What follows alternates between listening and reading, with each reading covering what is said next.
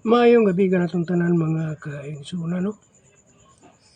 So niini nga kagabion aduna kitay tuki no taga pagabat-baton kining balikan nato tong nahitabo sa kang Noah kaniadto sa during the sa lunok, the flood. So ato tong tukion siya, no?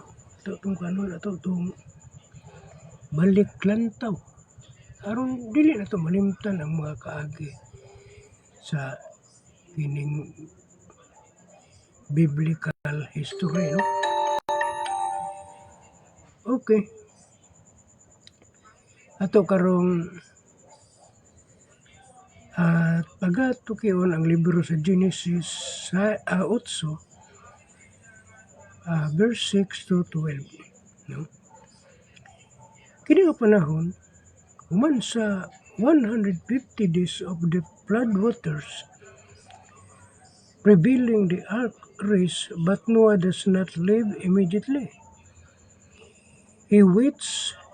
This teaches us that even when the storm stops, we must wait for God's timing to open the door. No, wala pa niya giablihi ang arka. No, humana ang lunok, wala na storm, wala ni lunok. Wala niya ablihi ang arka. Wala siya magawas, no? Human sa 150 ka adlaw pagbaha, mipahulay ang arka apan wala mo gawas dayon si Noah. Naghulat siya kini og tudlo. Nagtudlo kanato nga bisan og nihunong na ang bagyo, kinahanglan maghulat kita sa tukmang panahon. Sa tukmang panahon para ma-sure na to ang atuang kining kaluwasan. Okay, 40. Sumala sa libro sa Lamentation 3:25, the Lord is good to those whose hope is in Him, to the one who seek Him. So, kinahanglan magapangita gyud kita sa Ginoo ug unsa ang maayo pa natong buhaton, no? Sa mao nga libro sa Lamentation, maayo ang Ginoo niadtong nagasalig kaniya, niadtong nangita kaniya. So si Moises nangita pa usab siya og kanang tukmang higayon nga ang Dios na mismo mao'y mosulti nga munaog na siya diha sa arka. So ang gibuhat niini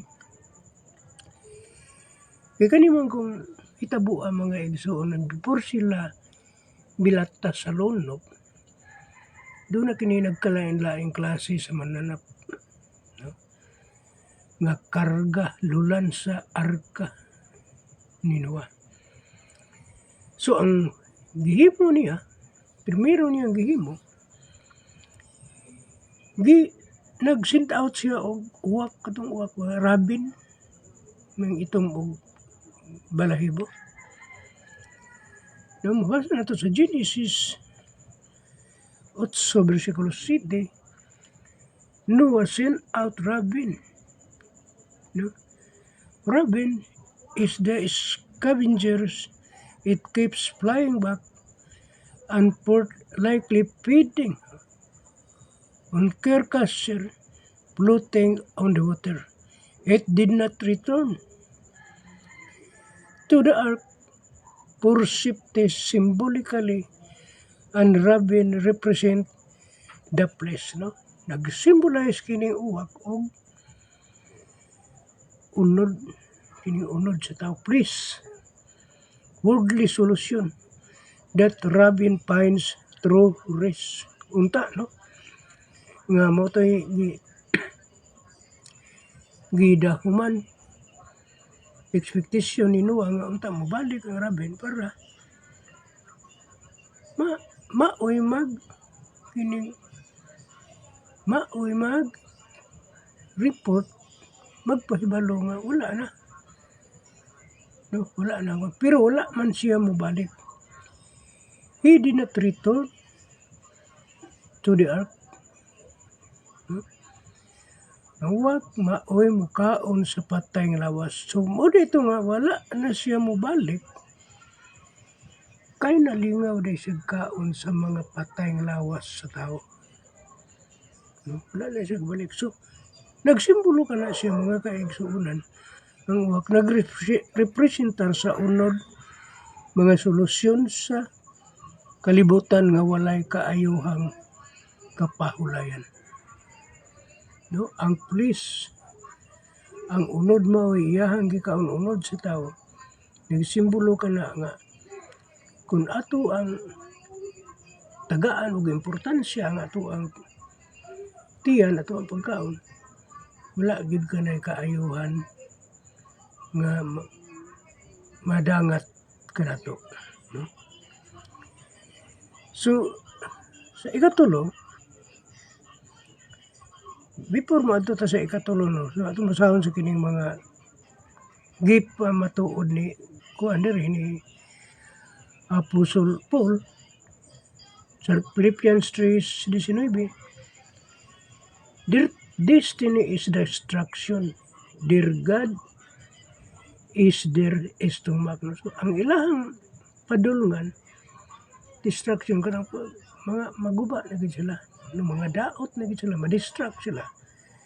Kay ang ilahang Diyos mauman ang ilahang tiyan. So, nindot kaya na mga igso, no? Mga kuano. So, okay, kadto ta sa ikatulo. The dove first trip, no? So, gibuhian na ni Noe ang salapati na. Wa naman mabalik ang uwak. Gibuhian na niya ang salapati. The dove first trip, no risk for the police. Ang salampati, unang lakaw, walay kapahulayan ang unod. Ano man? Wala man siya kapahulayan. Sumala sa libro sa Genesis 8:9, Noah seen a dove. The dove could not find a place to rest. Wala siya makakita o kanang lugar nga kapahulayan.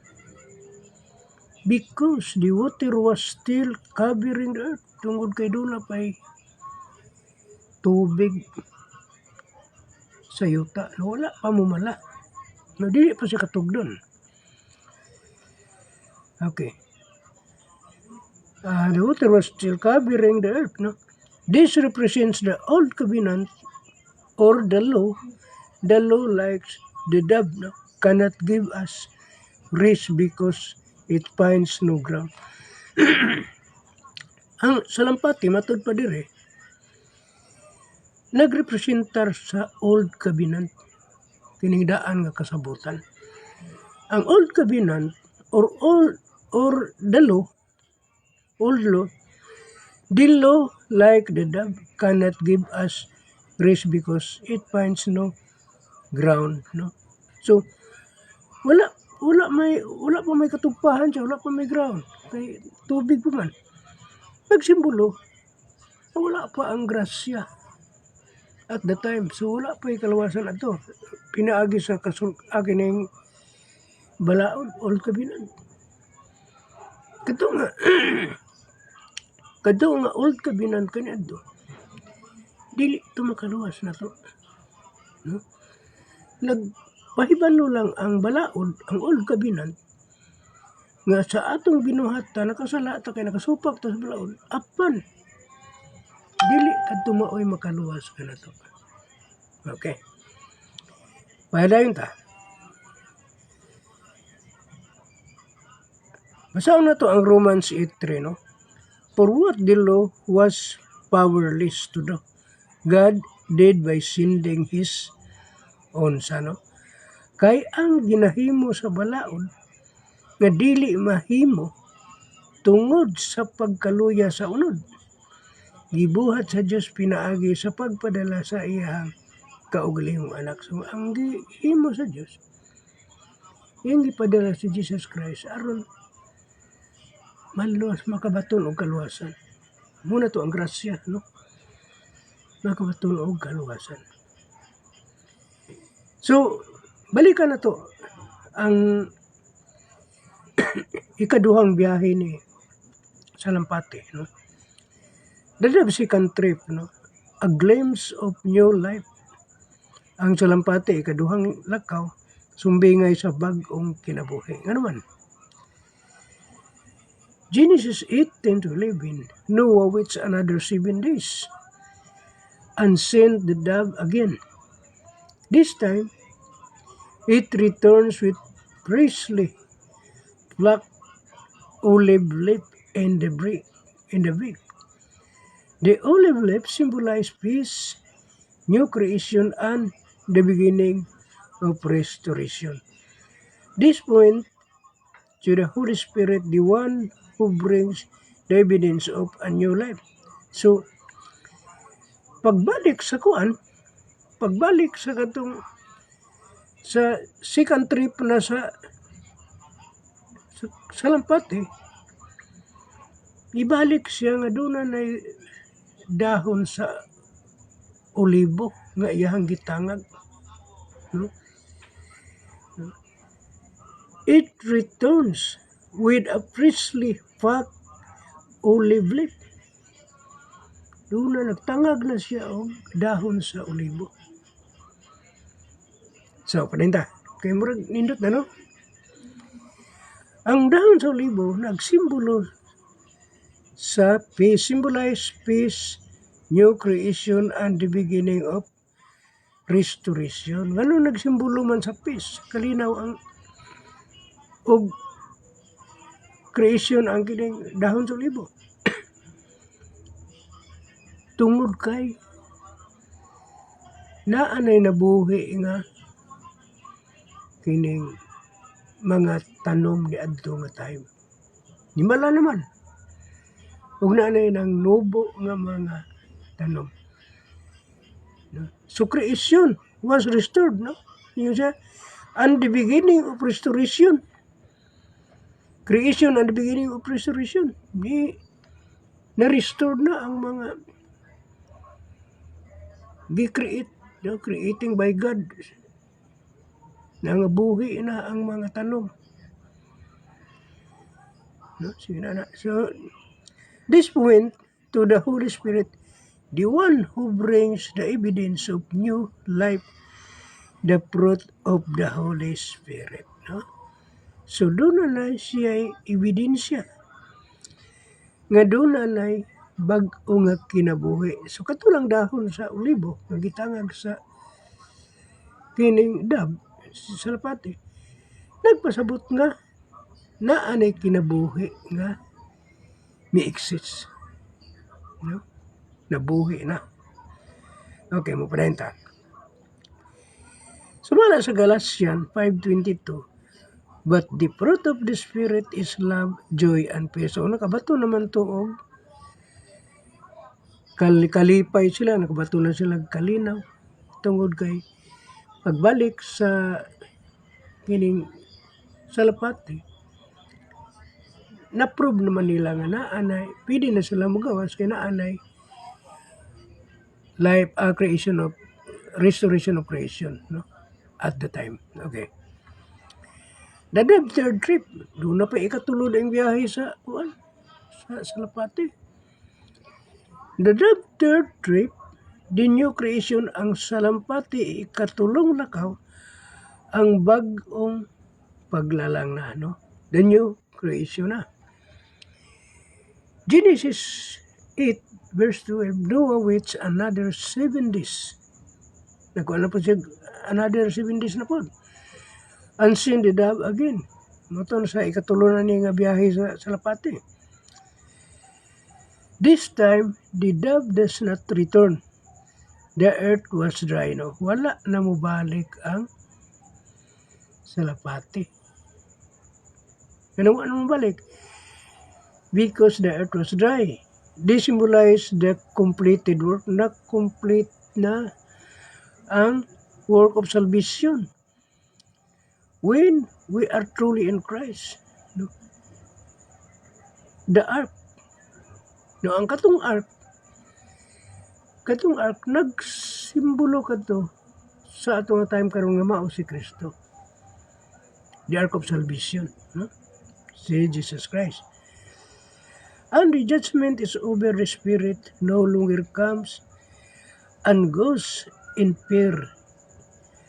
He dwells within the permanently, no? Ingon ang maong kasulatan sa John 14:16, no? Miingon si Jesus Christ, and I will ask the Father, and He will give you another advocate to help you and be with you forever. No? So atong binisayon para maklaro. Og ako magaampo samahan og siya magahatag kaninyo og laing manlalaban. No? Laing manlalaban. Aron magauban kaninyo hangtod sa kahangturan. To help you and be with you forever. Hangtod sa kahangturan na, no?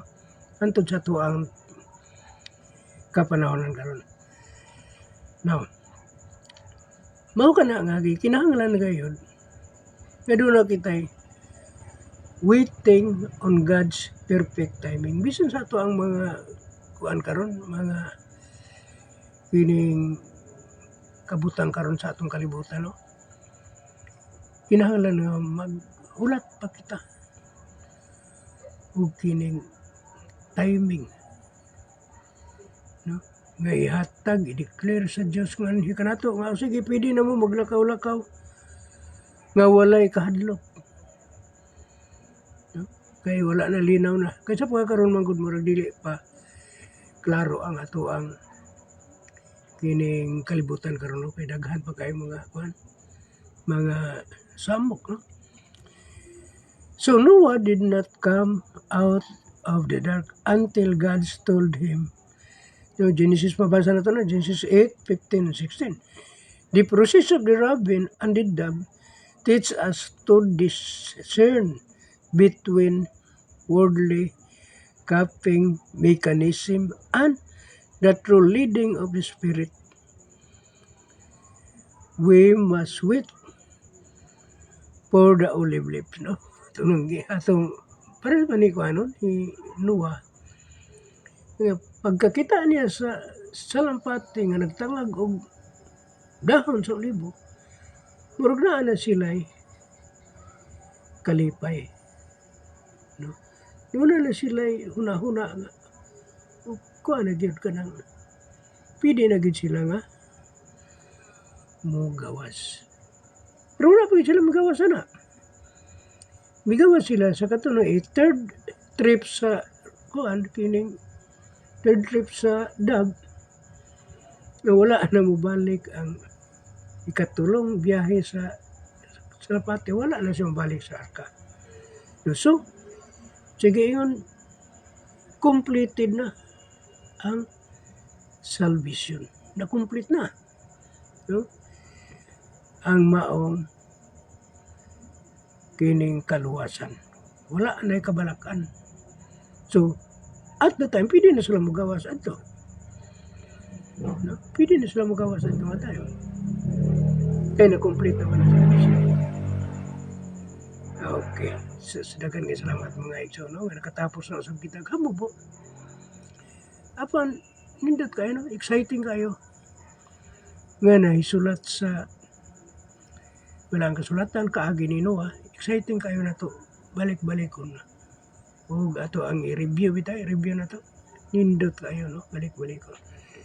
So, daghang salamat ka na itong tanan, no? Maayong gabi, o God bless ka na itong tanan.